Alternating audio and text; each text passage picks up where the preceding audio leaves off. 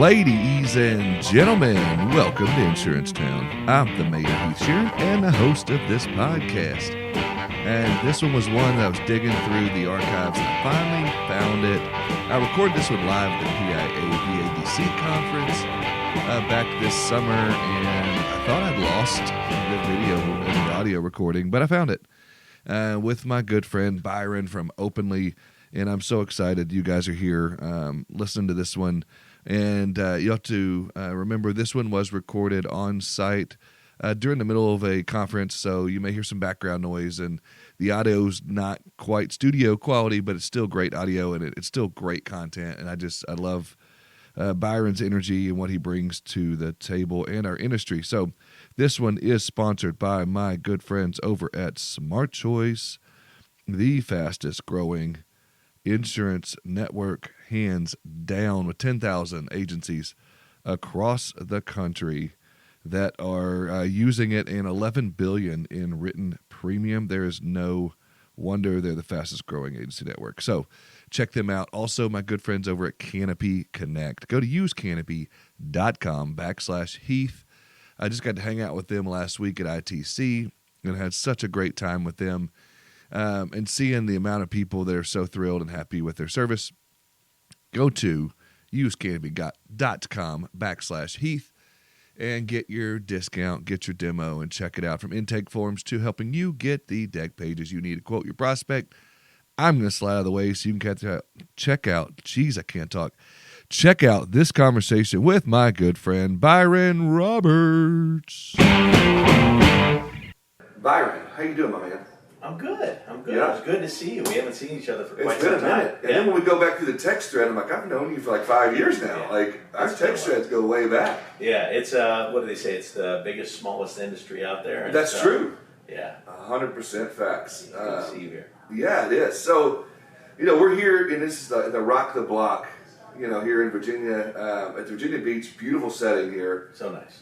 So let me ask you this. If you were to have a block party, and you had to invite 3 people, dead or alive, who would you bring to your block party, dead or alive? Ooh, man. That's actually an interesting one. I would bring, I'd bring Michael Jackson. Just his moves. Yeah. Never saw him in concert, always wanted to, but I'd bring Michael Jackson. That would be awesome. I'd definitely bring him. I think I would probably bring Brian Tome, who I was just talking to you about, who, just because he's so unique, and he's unique in the way that he approaches it, right? From you got a pastor, but he's also builds motorcycles and everything you get in Gearhead. And I think I would also bring, from an intellectual standpoint, I'm going to bring Ty Harris, our CEO. Okay. Because if you pull Michael Jackson, you get the moves. You got Brian, who's really rough around the edges on a lot of things and aggressive. And then you've got Ty, from an intellectual standpoint, really bringing it together. So that'd be a good one. That would be that. It's not your typical ones, but that's what I bring. Okay. Now, the other end of this, the other theme of this is, we're going to be talking about technology tomorrow, and I'm going to be doing, some stuff on stage tomorrow about technology, and so, obviously we're on a technology podcast here with VIP. Okay. So let me ask you, what is the first piece of technology? Like, what's the first app, I guess, you look at on your phone? When you look up, you grab your phone, what's the first app you look at? Man, I live in Kentucky, so it's going to be, a lot of times I'm looking at the weather app. I'm trying to Every insurance guy is going to say weather. Yeah, I got to look at the weather. What happened? Because we've had so many tornadoes and hailstorms, it's out of control. Yeah. So I'm pulling up the weather app and taking a look at it, and then I'm probably going to email my email app after that, unfortunately. Okay. So, yeah. I got you. And then one piece of technology you can't live without. I can't live without my cell phone. Yeah. I just can't. It does so much for me. Yeah. It's got the GPS. You get your weather. You got work. I mean, and us being a remote company, it's kind of my lifeline. Did you ever think you'd get to that place where you feel that way? No, I remember, it was funny, I was talking to somebody last week about the beeper. Yes. And you had your pagers, right? And and some people had multiple pagers around there. It was like a badge of honor. And you had the pager day, and it was a 911. Oh man, I gotta make a phone call because it's 100%. 911 that they put on there, and I gotta get to a payphone real quick and call somebody, or get to a customer's house and make a phone call or something like that. Yep. So it was kind of funny how we've evolved when you talk about how technology has continued to evolve, and in the short amount of time with the rapid pace that it goes. Yep. But man, the cell phone is just, I love my iPhone. Yeah, we got to have it. And that's the thing. I never thought I would get there as well, especially growing up when I did, because, I was talking to my kids about this, I've talked about kids before, and like, when I was growing up, we'd go outside, and my parents would be like, come in when the streetlights come on. Now these kids, like, they don't know how to play by themselves. They don't know how to do things like that. And my daughter and my sons, or my daughters and my son are like, if I don't have anything going on in my head, I don't know what to do. Like, I'll get bored. And so they have to have their phone. Like, that's why they're on their phone all the time. It's like this generation is really, I think, messed up in a lot of ways because of that. There is. It's it's true. You're like, hey, go out there. We drink out of the water, the water hose. Yeah. Yeah, like you didn't think about a bottled water or filtered water. Now that people are spending tons of money on the water, right? And then you get out there and go, all right, figure something out. You just make something up, right? Yeah, 100%. You'd have a stick and something you make up with it. But nowadays, it's like, man, I need some sort of technology piece that's in there. They just did a digital fast at a church I was going to for Lent. They were like, oh, let's do a digital fast, and I was like, all right, what am I going to give up? I can't give up the phone. So I gave up news.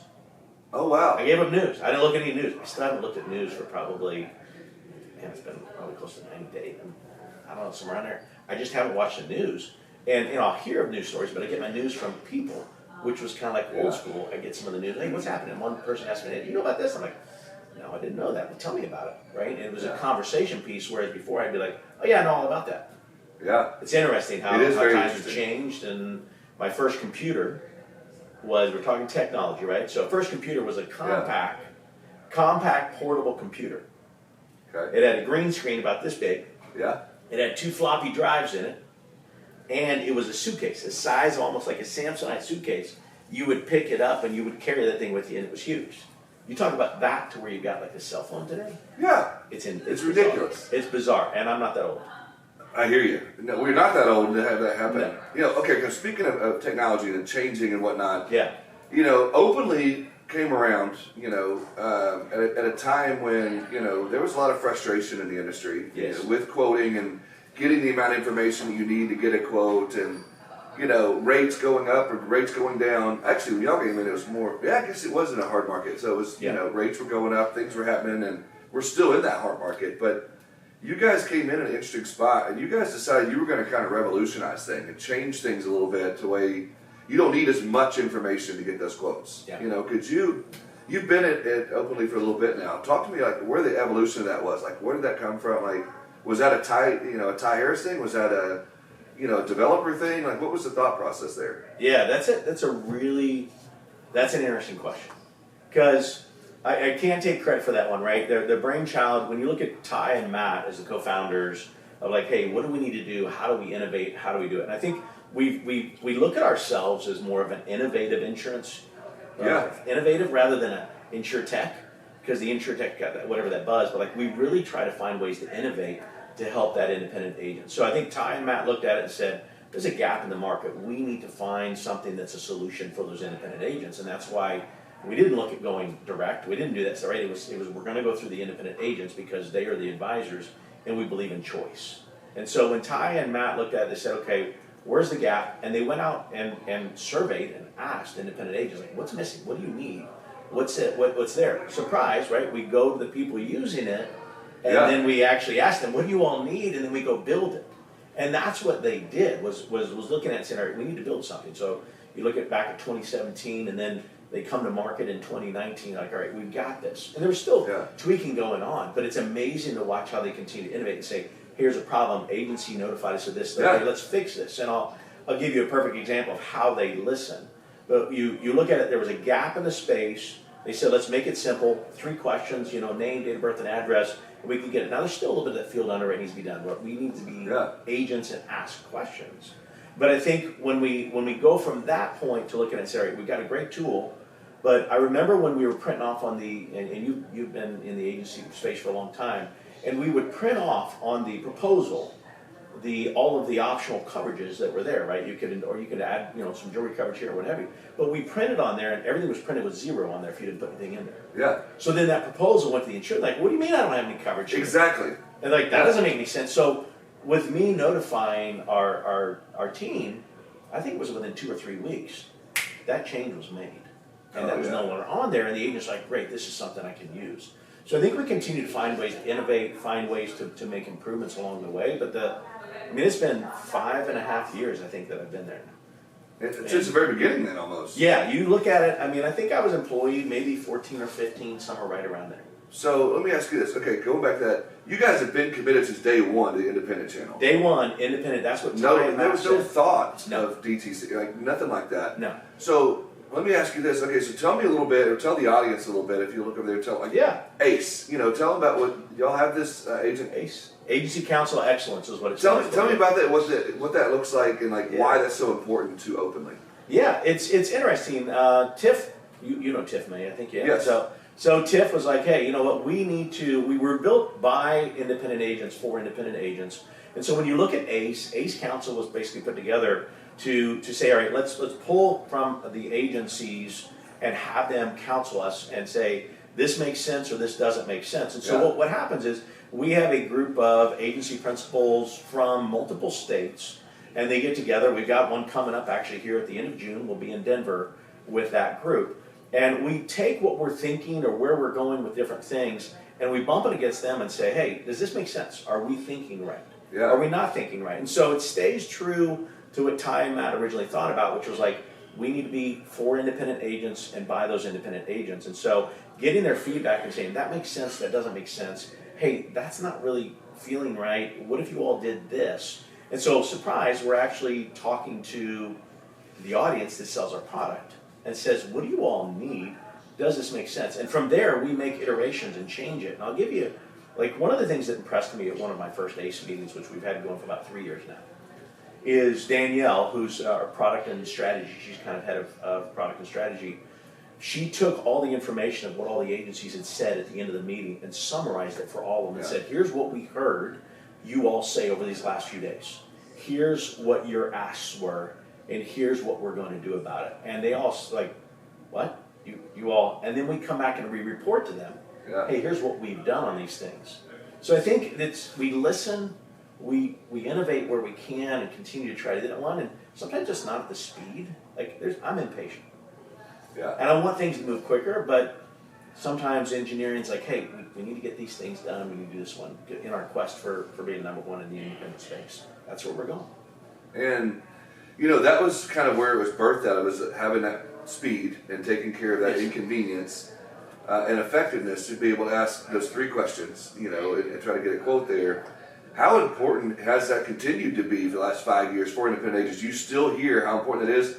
Or do you find it funny to hear people complaining about the speed, even though it is faster than it used to be? Yeah, it's interesting because I hear from the agents and they're like, well, you know what, you guys didn't want these 5 quotes, so I'm done. And it's like, well, it's not the same. Ours is different. It's designed to be a heck of a lot more quoting going on because we're going to find those diamonds in the rough for the things that we want. Sure. And so that speed has continued, especially the hard market, and you think about the time, the re-quoting, the remarketing, the things that have gone on, and the time suck for the independent agents out there. They're like, I don't have enough time in the day. I talked to an agent who's been in the business for probably 12 years. He and his buddy own an agency. They're a 2-man operation. They're probably about a $6 million agency, and they don't have any service people. Yeah. He goes, Byron, I'm working from 7 a.m. to 9 p.m. right now to try to keep up. I said, well, you probably need to find some other resources. But that's what's going on, and nobody can get the time back. So if we can keep the speed and the ease going on there and still keep the underwriting accurately in the way that we go about it so that we're priced adequately in the market, it's a win for the independent agents, a win for us. Well, that was one of the things whenever companies like yours or, some of your competitors, and I won't say it by name, but some of the other competitors that came out, it's like, oh, they'll burn out quickly. It won't last, it's just a fad. You can't truly get a quote with 3 pieces of information, it won't last. But you guys have shown, 5 years, you're still doing it, and you're still growing. 25 states now? 24, 25. You're growing. When you first came out, it was just a few states, and then... India, I think Arizona and Illinois were our first 2 states that we launched. And we learned, we've continued to learn as we go along. So it's we need to tweak that there, So there's been a lot of learning, and there's been some pain along the way, too, right? I would be a fool not to say, hey, there hasn't been some pain with the independent agents. We're like, but you guys, got this wrong. But we've continued to innovate and make those changes to make it better. Exactly. And I think that's where we listen, we make those changes, we make those updates. So we didn't have a claims dashboard at one point where they could actually see what was going on. Now, that's here 4 or 5 years later from when we first went into the market. That's crazy that you guys are still here. And is there some internal conversation about that? Like, hey, people think we couldn't do it. There were some naysayers out there. Yeah. Is there any kind of fuel from that, or is it just like we're going to focus on us, we're going to roll? Yeah, I think it's interesting because I'm of the thing. Tell me I can't, I'll show you I will. Yeah, and it's just to prove that type thing. It's been my mantra. But I think Ty and Matt had a vision when they set out and said, "This is what we're going to do. This is how we're going to go about doing it," and that's what they've done. And so I don't think they've deviated from that in any way, shape, or form. If anything, it's like, right, hey, where do we take some changes and make some adjustments from here and there as we go along? But it's really been, that's their vision, and they've stuck to it. Okay, so do you feel that going back to the other part of that question, do you feel like the quote and bind, challenge is still something that, agents are still talking about, are still going to be focused on moving down the road for the next several years? And you guys coming in there and, not fixing the challenge, but do you guys feel like you guys have made some inroads there to make it easier for agents? Yeah. When you look at I'm going way back, but I remember I appointed an agency, we quoted a risk, and they bound it, and that was all done in probably less than 40 minutes. Wow. From appointment to quote. Now we've continued to, we vet even a heck of a lot stronger than we used to be now. So, but I'd say when you look at the quote to bind process for us, you literally can turn that quote around in 15 seconds, right? If I've got the name, date of birth, and address that's in there, now we want you to double check some of that data. Are the rooms the correct, right? That stuff, just let's double check and make sure it's accurate. And as long as everything's accurate that we've put in there, then they can finish filling that stuff out and get that thing bound and move on for the customer, which helps with their mortgage. You think about your mortgage brokers, they're usually like, hey, I need this and I need it now. And you're like, oh, okay, let me get that squared away for you. Yeah. So I think it continues to do that. I think where we run into, or where agents struggle, is the fact that there may be 9 out of 10 of theirs rejecting that we don't want, or they're aren't competitive at that 10th one. But the time that it took them to quote those, nothing. It was that's the 5 thing. minutes. And that's why you're still here 5 years later, Right. because you were not cherry picking, but you did, make sure you were smart in your underwriting process, and you were making sure that you were writing the right risk to stay open, but to stay there, because you could have came out there and just wrote everything that came through the radar, and then you would have been, upside down with your losses. You would have had some bad situations, but you guys were very careful, and you guys were very intentional in what you were writing. Yeah, and we've pivoted as we've gone along, right? So you're like, your first stage where you're like, okay, we need to make some adjustments there. Yeah. We go in and we make those adjustments, work with the departments of insurance and get those things done. But yeah, we've continued to evolve, and I think our chief product officer said it best, where he goes like, we're staying open for these agencies. We might tighten some things down, right? But we're staying open. We're not pulling out. We're not doing those other things. So we've got a very very intelligent and deep team when it comes to the experience levels to say, how do we stay open? How do we stay a solution? But there's going to be some of that ebb and flow depending on what's going on in the market to make sure rate adequacy exists.